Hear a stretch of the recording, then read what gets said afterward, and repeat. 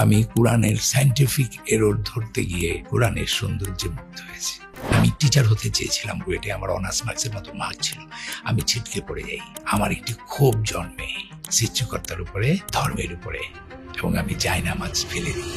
এটা হয়েছিল একটা মৃত্যু যন্ত্রণা থেকে, ডেথ থটস চিন্তা করে। আমার একটা ভাইনা মারা গিয়েছিল। আল্লাহ, তুমি আমাকে সৃষ্টি করছো, আমি কেন মৃত্যুর মধ্য দিয়ে যাবো? আমি তোমার বলছি সৃষ্টি করতে। আইনস্টাইন তখন আমার বইটা পড়া হয়েছে, থিওরি অফ রিলেটিভিটি, আমার স্টিফেন হকিংস পড়া। আমি পুরোপুরি একজন এথিস্ট হয়ে গেলাম। আমার বাবা মুসলিম, আমার এনভায়রনমেন্ট মুসলিম, আমার দাদি নামাজ পড়ে, আমার নানা নামাজ পড়ে, তারপরে আমি পালন করি না ইসলামকে।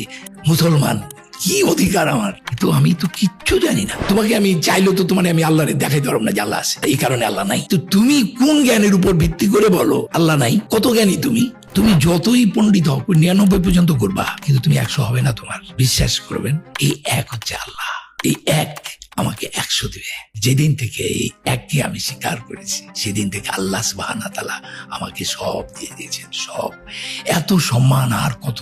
মানুষের জন্য ইসলাম এসেছে, শুধু মুসলমানদের জন্য নয়। আমাদের কোরআনে যে 28টা অ্যালফাবেট আছে, প্রত্যেকটা অ্যালফাবেটের একটা রিপ্লেসিং নাম্বার আছে। আল্লাহ এটাকে প্রফেসি নাম্বার বলে। যদি কোরআনের মতো কোরআন আনার জন্য মানুষ ও জিন এক যুগে চেষ্টা করে, তবু তারা এর মতো আনতে পারবে না। আল্লাহ কয়, তুই কত বড় ম্যাথমেটিশিয়ান, তুই আমার বলবি? 15 দিন নিজে মাতবুরি করে এই বানাইতে চাইছিলাম, আমি 15 ডেজের দিন অসুস্থ হয়ে গেছি। এইটা মানুষের পক্ষে করা সম্ভব না। সূর্যর কক্ষপথ আছে কিনা সেটা মাত্র ডিসকভার হয়েছে হাবল টেলিস্কোপ আবিষ্কার হওয়ার পর। তাহলে 1400 বছর আগে কিভাবে কোরআনে বলে আল্লাহ সৃষ্টি করেছেন রাত্রি ও দিন ও সূর্য ও চন্দ্রকে, প্রত্যেকে নিজ নিজ কক্ষপথে বিচরণ করে। আল্লাহ একটা জায়গায় বলছেন, পৃথিবীতে বা ব্যক্তিগতভাবে তোমাদের যে বিপদ আপদ ঘটে, তার লেখার পূর্বেই তার লেখা হয়, এই জন্য যে তোমরা যা হারিয়েছ তার জন্য বিমর্ষ না হও, আর যা তিনি দিয়েছেন তার জন্য খুশিতে উল্লসিত না হও। আল্লাহ ভালোবাসেন না উদ্ধত অহংকারীকে। মানে পৃথিবীর এমন কোন বই আছে যে বই এমন ভাবে করা হয়েছে, নাম্বারগুলো, অক্ষরগুলো এদিক ওদিক করার কোনো সম্ভাবনা নাই। এটা কোনো মানুষের কাজ নয়। আমি চ্যালেঞ্জ করছি পৃথিবীর শ্রেষ্ঠ ম্যাথমেটিশিয়ানদের, ইউ কাম টু মি। আমি তোমার সাথে ম্যাথমেটিক্যালি বসতে চাই। কিভাবে একটি কোরআন এত সুন্দর ম্যাথমেটিক্যালি একটা মানুষ কি করতে পারে কিনা, আমি চ্যালেঞ্জ করলাম। Podcast sponsor star connect. Star connect এমন একটা প্ল্যাটফর্ম যেখানে আপনি যাদের সাথে কল্পনাও করতে পারেন না যোগাযোগ করার, তাদের সবাইকে আপনি পাচ্ছেন, আমি সহ। এবং আমি শিওর আপনি কমেন্টের ডেসক্রিপশনে যখন আপনি অ্যাপ এবং ওয়েবসাইট ভিজিট করবেন, ইউ উইল বি অ্যামেজড যে এত চমৎকারভাবে সবাইকে এক জায়গায় নিয়ে আসতে পেরেছে স্টার কানেক্ট।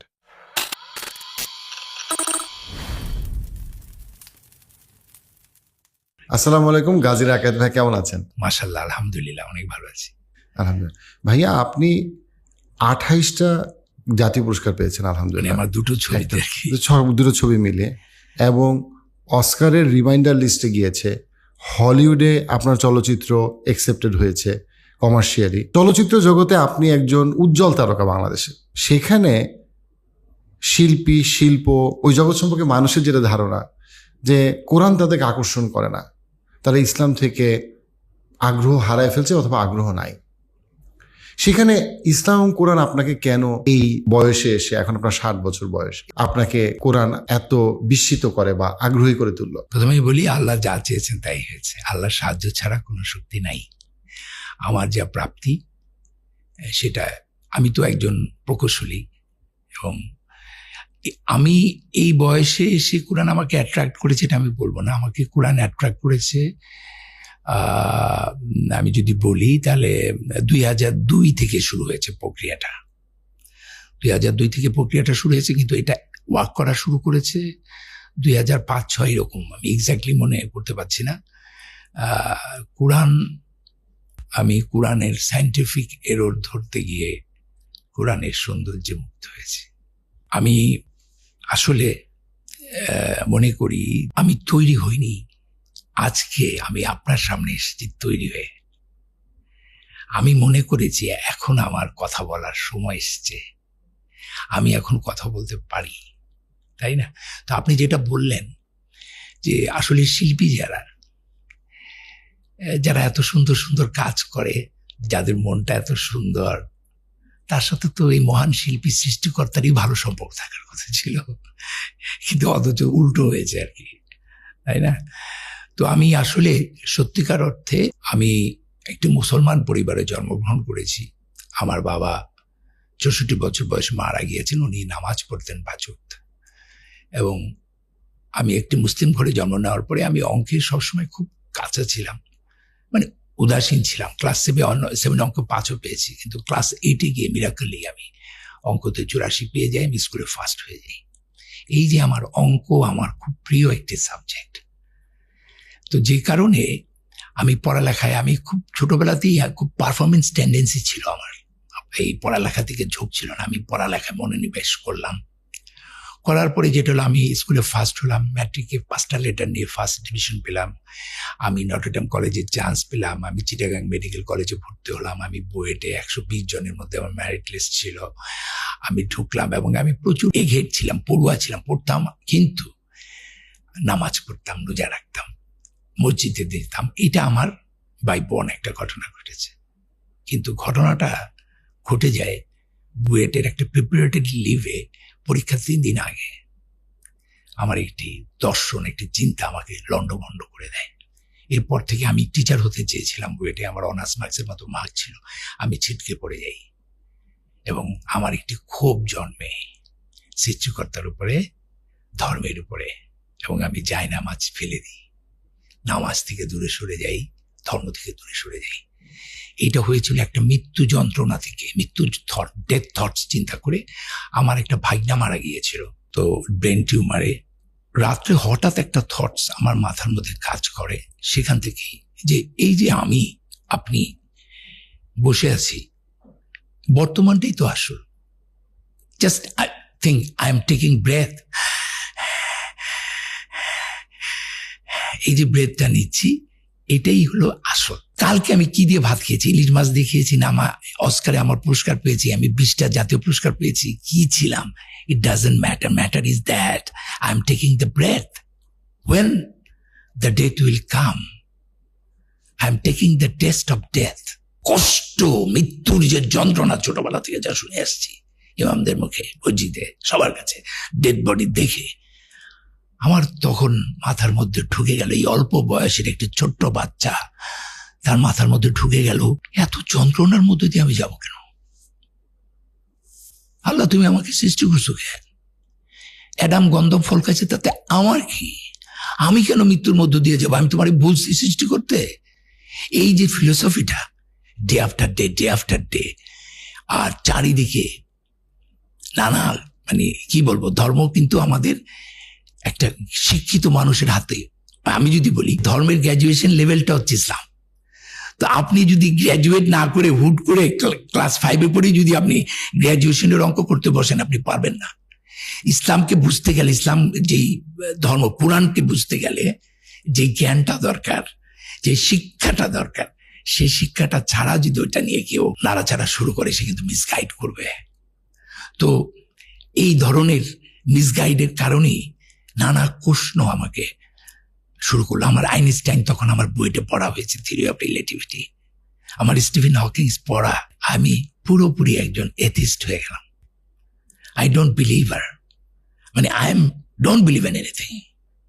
এবং আমার সাথে একটা সৃষ্টিকর্তার একটা যুদ্ধের মতো হলো যে আমি তোমাকে, তুমি এটুকু ইচ্ছা করলে তুমি আমাকে সৃষ্টি করতে পারো না। I was total out of religion. কিন্তু আমাকে, আমার অসুস্থ হয়ে যাচ্ছিলাম, এই আমার মানসিক স্বাস্থ্যটা, যেহেতু জীবনে কোনো আনন্দ নাই, হাসি না, আমি একদম একটা ভিন্ন জগতে চলে যাচ্ছি। তখন তো আমার অনেকে ধর্মকর্ম বেশি করে, অনেকে পাগল হয়ে যায়। ওই সময় নাটক আমাকে বাঁচালো। নাটক আমাকে, জীবনটা তো একটা খেলা, আমরা সবাই খেলছি, ও আমাকে আবার একটা খেলার মধ্যে ঢুকাই দিল। আমি নাটক খেললাম, যেটা আমাদের একটা অ্যাবসার্ড নাটক বলে একটা নাটক আছে, সেখানে সবসময় একটা খেলা থাকে। খেলা শুরু করলাম, ভুলতে থাকলাম সেই সত্যটাকে।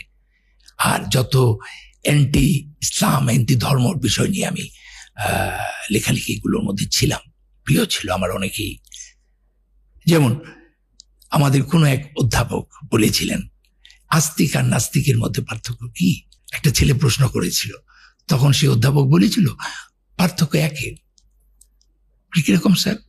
বলে পৃথিবীতে যদি 200টা ধর্ম থাকে, ধরেন কথার কথা, তাহলে 99টা বাদ দিয়ে আপনি ইসলাম গ্রহণ করবেন।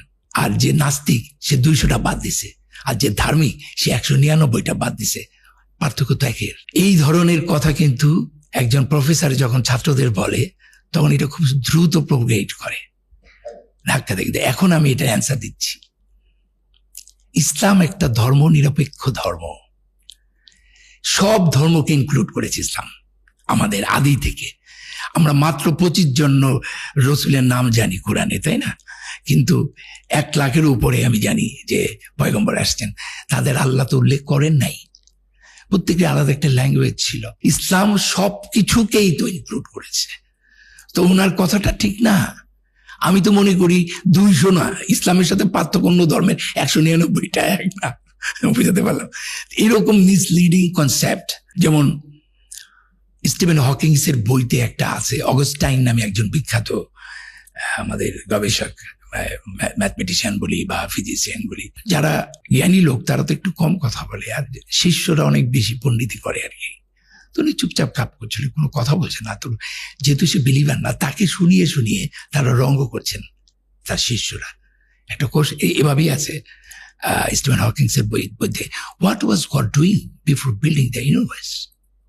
একজনকে আরেকজনকে প্রশ্ন করছে, আরেকজন বলছে, I think he was making the hell for those who ask this question. তাহলে এই প্রশ্নটা আমার মধ্যেও এসে গেল, what was God doing before building the universe. দেখেন এই ধরনের মিসলিডিং একের পর এক। তো কোনো একদিন আমার বড় সিনিয়র ভাইদের সাথে আড্ডায় আমি বসেছিলাম এবং সবাই মোহাম্মদ সাল্লাহ সাল্লাম কয়টা বিয়ে করেছে এটা নিয়ে চিন্তিত। হ্যাঁ, না না, তো আমিও মজা করছি। তো হঠাৎ আমার প্রশ্ন হলো, এই রাকায়েল, তুমি জীবনে এত বই পড়ছো, একটা বই কি পড়ছো? হ্যাঁ, তুমি কোরআনটা জীবনে কোনোদিন পড়ছো? আর আমি না আবানি মোহাম্মদের সবাই সাপোর্ট করে, আমি যাই ব্রাদার্স ইউনিয়নে। মানে আমার প্রবলেমটা হচ্ছে সবাই যেদিকে যায় আমার ভাবনাটা উল্টা দিকে, তাই না? এই যে তারাবির নামাজ পড়ি, এই প্রশ্নগুলো আসা শুরু করলো। তারাবির নামাজ পড়ি 2 ঘন্টা ধরে, হুজুরের পিছনে একটা ওয়ার্ডও বুঝি না মানে কি। সো আমার কাছে মনে হলো যে আমি কোরআনটা আরবি পড়ে গেলাম, তাই না? আল্লাহর বাণী বুঝি বা না বুঝি, ওইটা পড়ার মধ্যে তো ওইটা শুনলেও কানের আল্লাহর ইবাদত হয়, আর ওইটারই হয়, সেটা আলাদা হিসাব। কিন্তু এটা একটা মেসেজ। 6236টা আয়াত আছে, প্রত্যেকটা আয়াতই একটা বাণী। আমি কোন ল্যাঙ্গুয়েজে, তার চেয়ে বড় কথা মূল বাণীটা তো আমি আগে বুঝব। তার কারণে যেটা হলো, আমার হঠাৎ করে মনে হলো ইট ইজ রিডিড। আমার মোহাম্মদপুরে ইসলামিয়া লাইব্রেরিতে গেলাম, আই এম টকিং অ্যাবাউট 2006-07 এরকম একটা টাইম। ভাই, আপনাকে আমাকে একটু অনুবাদ দিবেন, একদম বাংলা, খুব ভালো, শুধু বাংলা, আরবি থাকবে না। বলে আছে বিচারপতি হাবিবুর রহমানের, আমাদের জাস্টিস, ইনি তো ওনার একটা। আমি তাই নাকি? আমি শুনেছি উনি কোরআন সূত্র নামে একটি বই ট্রান্সলেট করেছেন। দেন কারণ উনি তো রবীন্দ্রনাথ এক্সপার্ট, শেক্সপিয়ার এক্সপার্ট, ওনার অনুবাদটা অনেকটা নিয়ার টু হতে পারে। এই কোরআনের বইটা নিয়ে আসলাম, খুব সুন্দর অনুবাদ। তো আমি তো কোরআনের সায়েন্টিফিক এরর ধরার জন্য আসলাম, বইটা নিয়ে আসলাম। উজু টুজু করি না, 9ম দিন আমি উজু করলাম, আমার ভিতরে একটু ভয়ের সঞ্চার হলো পড়তে পড়তে। And that was the starting. যে 2টো আয়াত আমাকে আবার মুসলমান করলো। সো আমি জন্মগ্রহণ করেছিলাম মুসলমান হিসাবে, because my father was Muslim, I am a মুসলিম।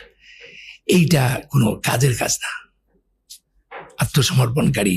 বরঞ্চ আমাদের পানিশমেন্টটা অন্যদের চেয়ে আরো বেশি হবে, কারণ আমার এত কাছে থাইকেও আমরা ইসলামকে ঠিক মতো পালন করি না।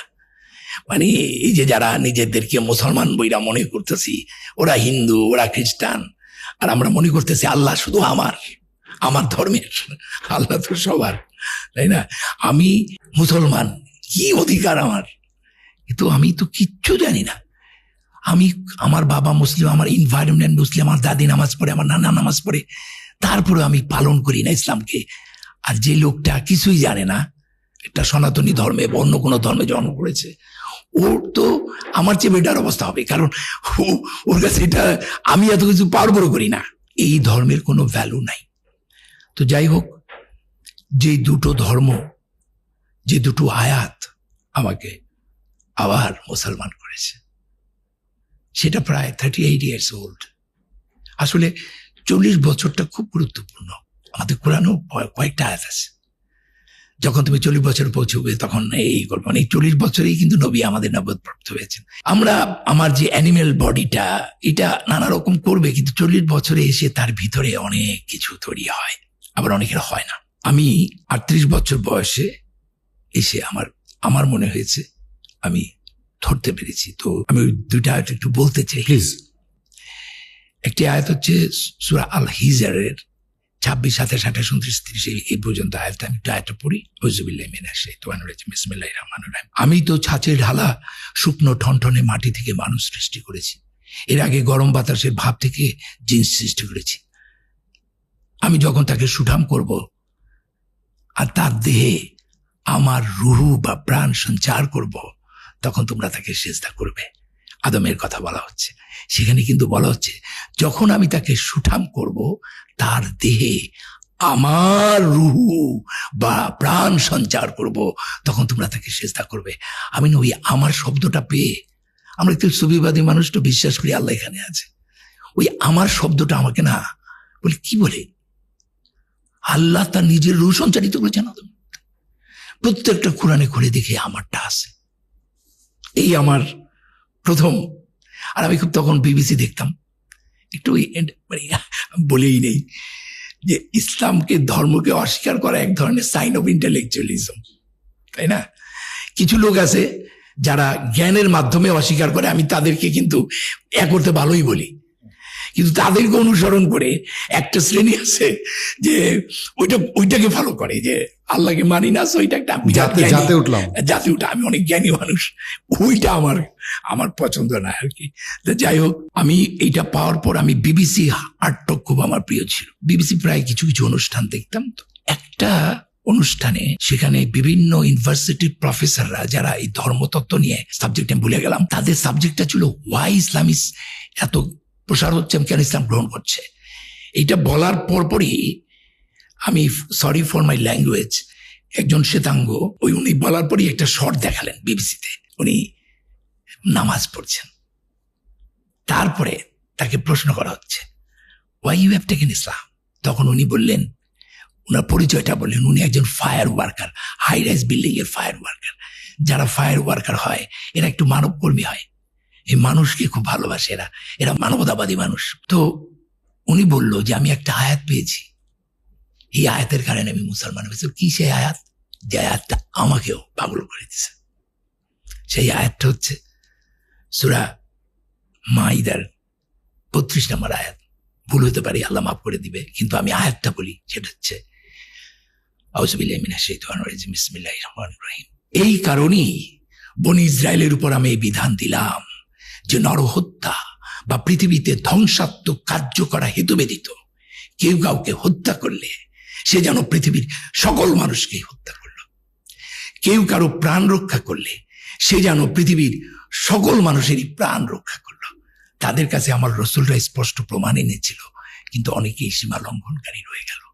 ও মাই আল্লাহ, একটা মানুষকে বাঁচালে সমগ্র মানব জাতির বাঁচানোর সওয়াব পাবে। কোনো কজ ছাড়া একটা মানুষকে হত্যা করে, মানে যে পৃথিবীকে ধ্বংস করছে তাকে হত্যা করাটা জায়েজ, কিন্তু কোনো যুক্তিযুক্ত কারণ যেটা ধ্বংস করে না, এরকম যদি হয়, আপনি যদি একটা মানুষকে হত্যা করেন তাহলে সমগ্র মানব জাতির হত্যার পানিশমেন্ট আপনি পাবেন। ওই ফায়ার ওয়ার্কার বলতেছে যে একটা মানুষকে বাঁচালে যদি সমগ্র মানব জাতিরকে বাঁচানোর সওয়াব পাওয়া যায়, এত বড় আয়াত তো আমি কোনো গ্রন্থে পাই নাই। Why shall I not take the Islam? উনি যখন এটা বলছে তখন ওই আয়াতটা আমার মুখস্থ। আরো অনেক আয়াত আছে, সূরা আহজাবের মোস্ট প্রবাবলি 27 নম্বর আয়াত হবে আমার যতদূর মনে পড়ছে। সেটা বলছেন যে আল্লাহ, পৃথিবীর সমস্ত গাছ যদি কলম হয় আর এই যে সমুদ্র এর সঙ্গে যদি খালি, সেই সঙ্গে আরো 7 সমুদ্র যুগ দিয়ে যদি খালি হয়, তবুও তোমরা আল্লাহর গুণাবলী লেখে শেষ করতে পারবে না, কারণ তিনি শক্তিমান তত্ত্বজ্ঞানী। This is my point. শক্তিমান তত্ত্বজ্ঞানী, তিনি সর্বশ্রেষ্ঠ তত্ত্বজ্ঞানী। এই সর্বশ্রেষ্ঠ তত্ত্বজ্ঞানীটা যে কতবার কোরআনে আল্লাহ বলেছেন, এবং মজার ব্যাপার হচ্ছে এই তত্ত্বজ্ঞানী বলার পরপরই উনি একটা অসাধারণ তত্ত্ব দিয়েছেন। সে আয়াতটা কি? আল্লাহ বলতেছেন, তোমাদের সকলের সৃষ্টি ও পুনরুত্থান একটি মাত্র প্রাণীর সৃষ্টি ও পুনরুত্থানের সমান। আর আল্লাহ তো সব দেখেন ও শুনেন। আপনি চিন্তা করতে পারেন, একটি প্রাণীর সৃষ্টি ও পুনরুত্থান তোমাদের সকলের সৃষ্টির ও পুনরুত্থানের সমানে বিবর্তনবাদের কথা বলতেছে না? হ্যাঁ, কিনা নাই কোরআনে। যারা ভাই বুঝে না, যার জ্ঞান নাই, তারা উল্টাপাল্টা কথা বলা উচিত না কোরআনকে বাদ দিয়ে। আবারও বলছি, কোরআন অনেক জ্ঞানী গর্ভ একটা বই। আপনি চিন্তা করেন, একটা টিকটিকি যদি পৃথিবীতে থাকে, সেখান থেকে আল্লাহ আবার পুনরায় সৃষ্টি করবেন। মানে আমার কথা হচ্ছে, আজ পর্যন্ত মানুষ একটা অ্যামিবিয়া সৃষ্টি করতে পারছে? কোনো প্রাণী সৃষ্টি করতে পারছে? মানুষ একটা কণা, বালু কণাও সৃষ্টি করতে পারে নাই। He just ডিসকভারার। সে ধুলাবালি বার করে একটা করে নক্ষত্র আবিষ্কার করে আর বলে আল্লাহ নাই, আল্লাহ নাই। ও একটা ধুলাবালি পরিষ্কার করে আবিষ্কার করে। এটা কিন্তু, এটা তো সৃষ্টি নয়। হওমানি হয়ে যাবে, একটা বালুকানা আল্লাহ বানিয়ে ফেলবেন।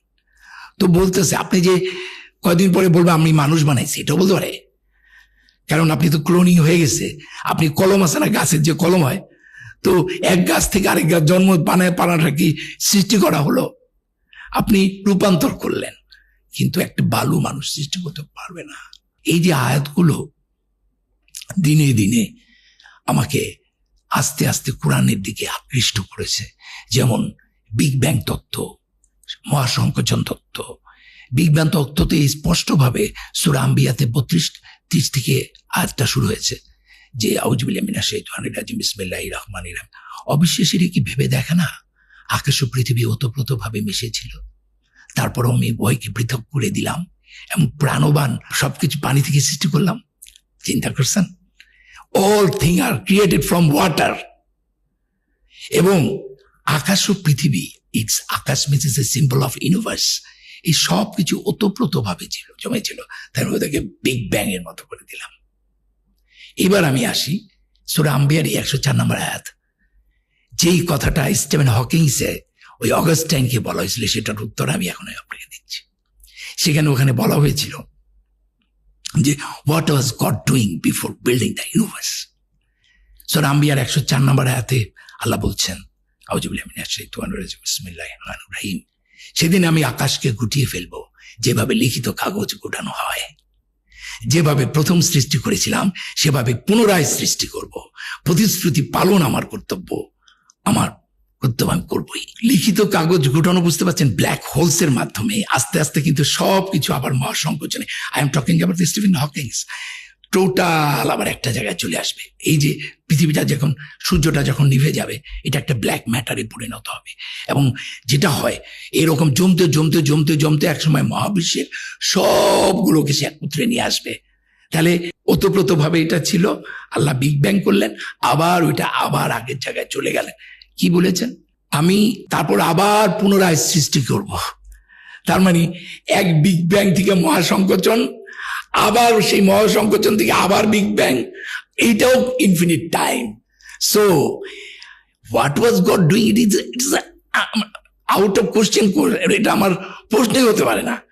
এক বিগ ব্যাং থেকে আরেক মহাসংকোচনের টাইমটা আমরা চিন্তা করতে পারি না। কাজেই আমার জ্ঞান, আমি আল্লাহকে বিচার করছি একটা মাত্র পৃথিবী আর মানুষ আমার নিজের সাথে তুলনা করে।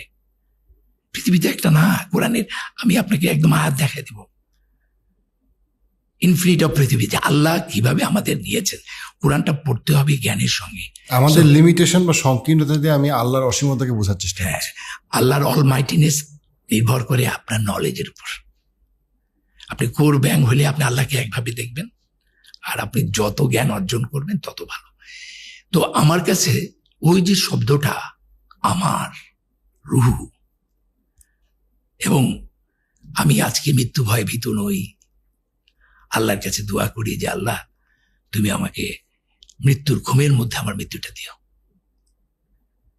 অপারেশন করলে যেরকম টের পাওয়া যায় না, জন্মের সময় যেভাবে টের পাইনি, সেভাবে তুমি আমার মৃত্যুটা দিও, আমাকে প্রশান্ত আত্মাদের অধিকারী করো, আমাকে তোমার সৎকর্ম পরায়ণদের অন্তর্ভুক্ত করো। এখন আবার আরেকটা সূরা রুমে 30 নম্বর একটা আয়াতের কথা মনে পড়লো।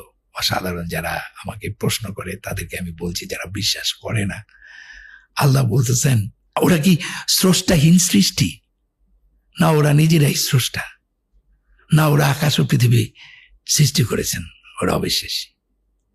আচ্ছা, আপনি কেন ইমাজিন আমি যাকে মানি না, আল্লাহ নাই, তাহলে এই এমনি হয়ে গেল এগুলি সব? এত সুন্দর, জোড়ায় জোড়ায়, এত চমৎকার, এমনি হয়ে গেল? হতে পারে এটা? আর আমার জ্ঞান কতটুকু এই মহাবিশ্বে, এই ইনফিনিটি স্টেজে? আর আমি এত বড় জ্ঞানী হয়ে গেছি, আমি তোকে প্রমাণ দিতে পারতেছি না আল্লাহ আছে। আমি নিদর্শন পেয়ে গেছি। আমি এই মানুষটি একটু হলো টের পাচ্ছি আল্লাহর অস্তিত্ব, যে কারণে পাগল হয়ে গেছি। কিন্তু তোমাকে আমি চাইলেও তো তোমার আমি আল্লাহরে দেখাইতে পারবো না যে আল্লাহ আছে। আল্লাহ এই কারণে আল্লাহ নাই। তো তুমি কোন জ্ঞানের উপর ভিত্তি করে বলো আল্লাহ নাই? কত জ্ঞানী তুমি? হ্যাঁ, এমনি এমনি সব এত চমৎকৃত, শৃঙ্খলিত। এত বছর আগে নক্ষত্ররাজি যে অস্তমিত হয়, এই কথা তখন আবিষ্কার হয়েছিল। কক্ষপথ শব্দটি, আমার আরেকটা কথা আমার এখানে উল্লেখ করা দরকার। আমি তখন একটা ডেইলি সোপে অভিনয় করছি। আমার সাথে অপর্ণা ঘোষ বলে একটা মেয়ে আছে, আর আমার খুবই respectable, my best one of the actor Afroza Banu, উনি আছেন। উনি আমার মেবি মায়ের রোল করছিলেন বা এরকম একটা কিছু।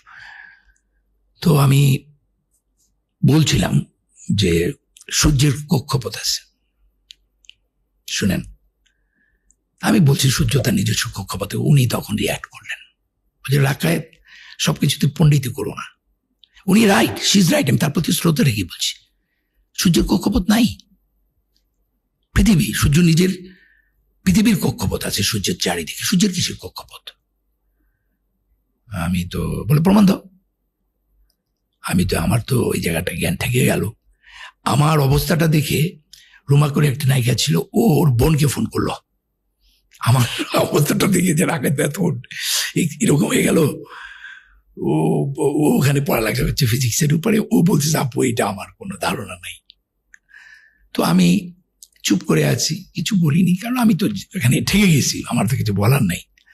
আমার একজন বিখ্যাত টিচার আছে নটরডেম কলেজে, আমি যেহেতু নটরডেম কলেজ থেকে পড়েছি, সুশান্ত স্যার, পদার্থবিদ। হ্যাঁ, সুশান্ত স্যারকে ফোন দিয়েছি, বয়স হয়ে গেছে, আল্লাহ জানি না উনি বেঁচে আছেন কিনা। তো স্যারকে বললাম, স্যার আমি কাজী রাখায়। বলছি হ্যাঁ, তোকে আমি চিনি, নাটক দেখছি আমি। বলে যে স্যার আমি তো একটা বিপদে পড়ছি স্যার। আপনি এত সুন্দর উনি পড়াতেন, ওনার প্রশ্নের ধরনটা আমাদেরকে এভাবে শিখিয়েছে যে ঠেলা গাড়িকে বলা হলো, তোমরা বাচ্চারা ব্যাখ্যা করো, ঠেলা গাড়িকে বলা হলো এই ঠেলা গাড়ি ঠেলা দাও। ঠেলা দেবো না স্যার, আমি নিউটনের তত্ত্ব শিখছি। কি শিখছস? বলে ঠেলা গাড়ি ঠেলা দিলে নিউটনের তত্ত্ব অনুযায়ী ও আমারে ঠেলা দিব, তাহলে তো গাড়ি আগাইব না, এবার ব্যাখ্যা করো। এরকম ধরনের খুব ক্রিয়েটিভ কোয়েশ্চেন করতো আর কি। হ্যাঁ, তো স্যার আমাদের খুব প্রিয় প্রশান্ত স্যার, পদার্থবিজ্ঞানের। স্যারকে বললাম যে স্যার আমি তো একটা বিপদে পড়ছি স্যার, আমাকে তো এরকম আপনার জাপার সাথে আমার একটা তর্ক হয়েছে, সূর্যের তো কক্ষপথ কি, সূর্যের কি কক্ষপথ আছে? উনি তো একজন কলেজের টিচার, উনি যেটুকু পড়েছেন ওনারও তো একটা সীমা আছে। উনি আমাকে বললেন যে সরি রাখায়, আমিও জানি না এটা যে কক্ষপথ আছে, এটা আমার জ্ঞান নাই। কেমন লাগে? আল্লাহ যে পর্বিত পর মালির ঘাড়ে সে ছিল গাছের আরে। আমি হঠাৎ করে আমার লাইব্রেরিতে গিয়ে স্টিফেন হকিংসের ওই বইটা ঘুরাইতে ঘুরাইতে গিয়া একদম জাগা মতো গিয়ে পড়লো। ওখানে পেলাম হবল টেলিস্কোপের কথা। মাত্র 90 বছরও হয় নাই বা 100 বছর হয় নাই, হবল টেলিস্কোপ আবিষ্কার হয়েছে। যেই দিন থেকে হবল টেলিস্কোপ আবিষ্কার হয়েছে সেই দিনই আবিষ্কার হলো যে পৃথিবী সূর্যের কক্ষপথ আছে।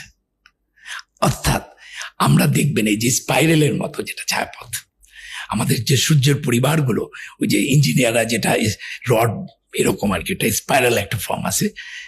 প্রত্যেকটা সূর্য একটা কক্ষপথে ঘুরে। আমাদের যে সূর্যটা, সেই সূর্যটা 1.5 কোটি আলোক বছর পর আবার আগের জায়গায় আসে। সুবহানাল্লাহ। আজকে বলেন তাহলে, আমি আফরোজাবাকে বলেছিলাম কারণ কোরআনে বলেছিল যে আল্লাহ সৃষ্টি করেছেন রাত্রি ও দিন ও সূর্য ও চন্দ্রকে, সূরা আম্বিয়ার। এবং প্রত্যেকে নিজ নিজ কক্ষপথে বিচারণ করে। এইটাও আমাকে কোরআনকে অ্যাট্রাক্ট করার আরেকটি কারণ। গ্যালিলিও নামক একটা নাটকে আমি অভিনয় করেছি, কোপার্নিকাসকে পুড়িয়ে মারা হয়েছে, তাই না? আমি 110 বছরের একটা রোলে অভিনয় করছিলাম, গ্যালিলিও দাঁড়িয়ে আছে, আমি তাকে চিৎকার করতে বলছিলাম, পৃথিবীতে বাস করে পৃথিবীর খেয়ে পড়ে তুমি পৃথিবীকে অপমান করতে চাও, তোমাকে আমরা পুড়িয়ে মারবো। কারণ উনি গ্যালিলিও বলছিল পৃথিবীর কোনো কিছু স্থির না, মহাবিশ্বের কিছু স্থির না, এমনকি সূর্য না। কিন্তু সূর্যর কক্ষপথ আছে কিনা সেটা গ্যালিলিও বইলা যায় নাই, সেটা মাত্র ডিসকভার হয়েছে হাবল টেলিস্কোপ আবিষ্কার হওয়ার পর। তাহলে 1400 বছর আগে কিভাবে কোরআনে বলে যে আল্লাহ সৃষ্টি করেছেন রাত্রি ও দিন ও সূর্য চন্দ্রকে, প্রত্যেকে নিজ নিজ কক্ষপথে বিচরণ করে। আপনি একটা ব্যক্তিগত ফিলসফির কথা বলতে গিয়ে 1 এবং 99 কথা 1 এবং 99 কথা যেটা বলছিলাম, যে সেটা হচ্ছে যে আমার কাছে দেখুন আমি ফার্স্ট হয়েছি নটরডেমে, আমার প্রায় অনেক ভালো মার্ক ছিল, আমার 800 মার্ক ছিল। আমার স্ট্যান্ড হয় না, কারণ আমার হাতে লেখা খুব খারাপ, আমি লিটারেচারে খুব পড়ছিলাম, ইংরেজিতে খুব খারাপ ছিল। আমি দেখলাম যখন আমি ধর্মত্যাগ করেছি বইয়ের থেকে, যেটা আমার গল্পটা আগে বলেছিলাম, এরপরে না আমি একদম সবাই, কিন্তু শেষে গিয়ে আমার কিছু হয় না, আমার সংসারটা ভেঙে গেল, আমার বিজনেস ভেঙে যাচ্ছে, আমি অ্যাওয়ার্ড গরুতে পেতে গিয়েও পাই না, 99 যাই আবার 0 হয়ে যায়। ওই যে একটা কথা আছে, সুমনের একটা গান আছে, পাগল সাপ লুডু খেলছে ভগবানের সাথে, মানে 99 যায় আবার কেটে আসে। সো আপনি 99 পারলেই যে আপনাকে 100 হবে, এই তখন আমার গোড়ের ফিলোসফিটা আমার মাথার মধ্যে কাজ করলো। ওই লোকটা 99 করে মারা যায়, 100 করতে পারে না, 100 গোড় করতে পারে না। সেখানে আমার মনে হইলো যে এই 1 হচ্ছে আল্লাহ, এই 1 আমাকে 100 দিবে। 100 মানে হচ্ছে পিস, শান্তি, 100 মানে হচ্ছে প্রাপ্তি, সব। সো উইদাউট 1 100 হবে না। তুমি যতই পণ্ডিত হও, 99 পর্যন্ত করবা, হ্যাঁ, কিন্তু তুমি 100 হবে না তোমার। এরকম একটা আমার ভাবনা কাজ করা শুরু করলো, কারণ আমার তো খাচ্ছে না কিছুই। বিশ্বাস করবেন, যেদিন থেকে এই 1কে আমি স্বীকার করেছি, সেদিন থেকে আল্লাহ সুবহানাহু ওয়া তাআলা আমাকে সব দিয়ে দিয়েছেন, সব। এত সম্মান আর কত। আমি যখন অ্যাওয়ার্ডটা নিচ্ছিলাম ওই সময় প্রাইম মিনিস্টারের হাত থেকে, তখন হুজুর এক ইমাম একটু কোরআনের আয়াত পড়ছিলেন, যে আয়াতটা দিয়ে আমি নামাজ পড়তাম, তখন আমার চোখ ছলছল করে উঠলো। সে আয়াতটা হচ্ছে সূরা নাহলের 98 নম্বর আয়াত, এরকম কাছাকাছি হবে, একটু এদিকে হতে পারে। আউযুবিল্লাহি মিনাশ শাইতানির রাজিম, বিসমিল্লাহির রহমানির রহিম। বিশ্বাসী হয়ে পুরুষ ও নারীর মধ্যে যে কেউ সৎকর্ম করবে, তাকে আমি আনন্দপূর্ণ জীবন দান করব, তাদের কর্মের শ্রেষ্ঠ পুরস্কার তাদেরকে দান করব। এইটা উনি পাঠ করলেন, আমার চোখ দিয়ে টপ টপ করে ইমোশনাল হয়ে গেলাম আমি। উনি এত সুন্দর জায়গাটা সিলেক্ট করলেন এই জাতীয় পুরস্কারের অনুষ্ঠানে, বাহ, দারুণ। তো আমি মনে করি আমার যে মোদ্দা কথা, আমার হয়তো ব্যাংক ব্যালেন্স নাই, হয়তো আমার গাড়িটা ভাঙা, 25 বছর 20 বছর ধরে একই গাড়ি চালাই, হয়তো আমার জুতাটা খুয়ে গেছে, হয়তো আমি সাদা এই ড্রেস ধারণ করেছি, এটাও একটা কারণ আছে। এখন এটা এক ধরনের, যে হজে গেলে সাদা কাফনের কাপড় পরে যেরকম, আমি যেদিন তার কাছে সারেন্ডার করেছি পুরোপুরি, সেদিন থেকে আমি সাদা পরি। আর এটা কিন্তু সাদা না, it's a combination of 7 colours, 7টা রং এটার মধ্যে আছে। সাদা খুব প্রিয় আল্লাহর, না? তো আমার কাছে মনে হয়েছে, আমি যেটা বলে যাই, যে বিশ্বাসী হয়ে যে সৎকর্ম করবে, তার হয়তো প্রাচুর্য হবে না, কিন্তু প্রাচুর্য হলে কি সুখী হওয়া যায়? অ্যাপার্টমেন্ট, ঝকঝকে অ্যাপার্টমেন্টের চেয়েও একজন রিক্সা চালক অনেক সুখে আছে, কারণ আপনি একজন মনোবিজ্ঞানী, আপনি জানেন যে আসলে শান্তিটা মনের। তো আমার কাছে যেটা মনে হয়েছে, আর কত সম্মান দিবে আল্লাহ আমাকে, নুয়ে পড়ছি। তবে অবাক হচ্ছি, ইদানিং আমার বিশ্বাসটা হয়েছিল হয়তো 0.11%, আস্তে আস্তে আস্তে আস্তে কোরআন পড়ে পড়ে পড়ে পড়ে প্রতি বছর লেয়ার টু লেয়ারে যেতে যেতে যেতে যেতে যেতে যেতে এখন আমার বিশ্বাসটা আস্তে আস্তে বাড়ছে। এই বাড়াটা কোরআন ছাড়া সম্ভব নয়। কোরআন এবং গণিতের মধ্যে অনেক সুন্দর কিছু সামঞ্জস্যপূর্ণ বিষয় চিন্তা করেন, গবেষণা করেন, যেটা সম্পর্কে আমাদের শিক্ষিত সমাজ একেবারেই জানে না। তো কিভাবে এটা আপনার শুরু হইলো? মানে কেন কোরআনের বিস্ময়ে জায়গায় আপনি গণিতকে কিভাবে মিলাইলেন, এবং সেখানে আপনি যদি কিছু আমাদেরকে যদি উদাহরণ দেন যে কেন কোরআনের একটা গাণিতিক ভাষা অথবা কোরআনের একটা গাণিতিক অলৌকিকতা আপনাকে মুগ্ধ করলো। রাইট, এটা খুবই গুরুত্বপূর্ণ। আমি যখন কোরআনের সৌন্দর্য দিয়ে আকৃষ্ট হচ্ছিলাম তখন গণিতটা আমি গণিতের দিকে যাইনি। আমি তখন কিছু সুন্দর সুন্দর ভার্স ফিলোসফিক্যালি আগাচ্ছিলাম। করোনার সময়, আমি করোনা আক্রান্ত হয়েছিলাম, করোনার সময় দুইটা সংখ্যা, একটা 7 আর একটা হচ্ছে 19। 1974 থেকে 84 এরকম জায়গা পর্যন্ত 7-এর যে মহত্ব, যেমন সূরা ফাতিহার 7, তারপরে 7টা আকাশ, 7টা মহাদেশ, তাই না, 7টা রং, এই যে 7-এর যে চমৎকার, আপনি সূরা ফাতিহার 7-এর যে ম্যাথমেটিক্যাল মানে অঙ্ক আছে, এটা আপনি পাগল হয়ে যাবেন। 7 নিয়ে গবেষণা করে ফেলেছে রিসার্চাররা। 19 যে সংখ্যাটা, যেটা কোরআনের মুদাথিরে আল্লাহ বলতেছেন 30 নম্বর আয়াতে যে 19 জন দেহরক্ষী থাকবে, ফেরেশতা থাকবে দুজকের, এই 19 সংখ্যার মধ্যে চিন্তাশীলদের জন্য কোরআন আছে। তো 19 নিয়েও অনেক গবেষণা হয়েছে এবং 19 অসাধারণ। এটাও সূরা ফাতিহা 7 আর 19-এর রিসার্চাররা গত 74 থেকে এটা নিয়ে কাজ করেছে। আমি গোল্ডেন রেশিও 1.618, এটা নিয়ে ক্যামেরার রেশিও আছে 1.6, গোল্ডেন রেশিও তো এটা বলে শেষ করা যাবে না আজকের এই সেশনে। এইটা খুব রিসেন্টলি আবিষ্কার হয়নি কোরআনের মধ্যে যে গোল্ডেন রেশিওটা আছে। দেখেন 1.618, এটা নবীর সময় ছিলই না, শূন্য ছিল না তখন, শূন্য হয়েছে আরো এক ইন্ডিয়ান পণ্ডিত এটা আবিষ্কার করেছেন অনেক পরে। শূন্য আমাদের ম্যাথমেটিক্সকে একটা কমপ্লিটনেস আনছে, কিন্তু শূন্য ছাড়া ম্যাথমেটিক্স হবে না, এটা ভুল। ওই সময় শূন্য ছিল না, কিন্তু 1.618 পয়েন্ট সামথিং, এটা তো নবী করিম সাল্লাল্লাহু আলাইহি ওয়াসাল্লামের ছিল না। কিভাবে কাটায় কাটায় এগুলো মিলে যাচ্ছে। কোরআনের মধ্যে যেমন ধরেন 786, 786, এই 786টার একটা মহত্ব আছে। এটা কিন্তু যে এটাকে অ্যাবজাদ ভ্যালু বলে বা জিওমেট্রা ভ্যালু বলে। আমাদের কোরআনে যে 28টা অ্যালফাবেট আছে, প্রত্যেকটা অ্যালফাবেটের একটা রিপ্লেসিং নাম্বার আছে। আল্লাহ এটাকে প্রফেসি নাম্বার বলে। আল্লাহ এই নাম্বারটা দিয়েছেন কোন আরবিক ল্যাঙ্গুয়েজটার সাথে সাথে।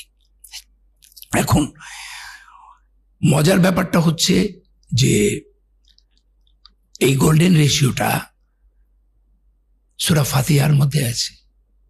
কিভাবে?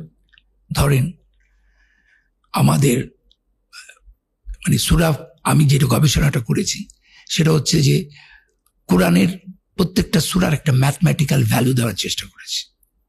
ধরেন সূরা বাকেরার 286টা আয়াত আছে, তাহলে এটার ম্যাথমেটিক্যাল ভ্যালু হবে 2.286, যদি এটা আমি ডেসিমেলে নিয়ে আসি, ডেসিমেল ভ্যালু। সূরা সূরা আল মারিজের 44টা আয়াত আছে, কিন্তু এটা চ্যাপ্টার নাম্বার হচ্ছে 70, তাহলে এটা আমরা বলতেছি 70.44। এখন কোনোটায় কোনো আয়াত যে আয়াতগুলোর বেশি, যেমন ইমরানে বেশি, সূরা নাসে বেশি, কিন্তু সূরা আল ফালাক বা সূরা নাসে কিন্তু আয়াত সংখ্যা কম, সূরা ইখলাসে তো আরো কম, তাই না, বা সূরা যাই হোক কাউসারে তো মাত্র 3টা আয়াত। তাহলে ওই 3টা আয়াতের ডিজিটাল ভ্যালুটা আর দশমিক ভ্যালুটা কিন্তু সূরা বাকেরার এক না, বুঝতে পারছেন, আলাদা। তার পজিশন অনুযায়ী বার করলাম, তার মানে এইভাবে আমি সূরাগুলো বার করলাম। করার পরে তাহলে কোরআনে টোটাল 114টা সূরার মধ্যে 2টা সূরাতে বিসমিল্লাহ নাই। 1 নম্বর সূরা তওবায় কোনো বিসমিল্লাহ নাই, 9 নম্বর চ্যাপ্টার। আর সূরা ফাতিহার যে বিসমিল্লাহটা আছে, সেই বিসমিল্লাহটা, এটা আমার কথা না, রিসার্চারদের কথা, সূরা ফাতিহাটা বিসমিল্লাহটা 7টা আয়াতের ভেতরে, ঠিক আছে। তার মানে 112টা বিসমিল্লাহ, আর সূরা ফাতিহার বিসমিল্লাহটা ধরলে পুরা কোরআনে আয়াত সংখ্যা হচ্ছে ৬,২৩৬টা। তার সঙ্গে আপনি যদি 12 যোগ করেন তাহলে এটা হবে 6348। এটা হচ্ছে টোটাল আয়াত সংখ্যা। এখন প্রত্যেকটা সূরার আগে যে বিসমিল্লার আগে কোনো নাম্বার নাই, কিন্তু প্রত্যেকটা কোরআনের প্রত্যেকটা ভার্সের আগে নাম্বার আছে। তাহলে সূরা বাকারার 255 নাম্বার আয়াত, আয়াতুল কুরসির যে দশমিক ভ্যালু, আর সূরা ফাতিহার আরেকটা আয়াত দশমিক ভ্যালুর মধ্যে পার্থক্য আছে, কারণ এটা 1.6। এখন বিসমিল্লাহ যেহেতু নাই, তাহলে যার নাই তার তো একটা অ্যাভারেজ ভ্যালু করা উচিত, তাই না? আপনি দেখেন 114কে আপনি যদি 6,348 দিয়ে ভাগ দেন, আপনি ভাগফলটা পাবেন 0.01799 সামথিং, মানে যেটা অ্যাভারেজ করলে হয় 0.018।